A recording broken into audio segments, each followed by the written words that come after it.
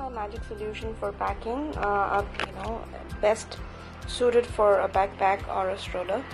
These are packing cubes, and I got them from Amazon, but there are different kinds available to suit the kinds you like. I have taken ones that do not have a particular shape and actually can be molded and just zipped up. And can you believe it, this is actually 90% of what I'm carrying.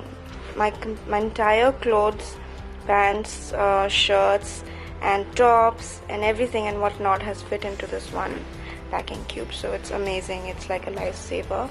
This is for my caps, socks, hats, etc.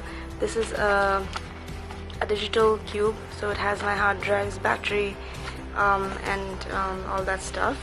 This is also for some miscellaneous stuff. This is my wind cheater from Keshwar, and this is for my undergarments. So my entire set of clothes and everything that I need is in fact in this set of packing cubes.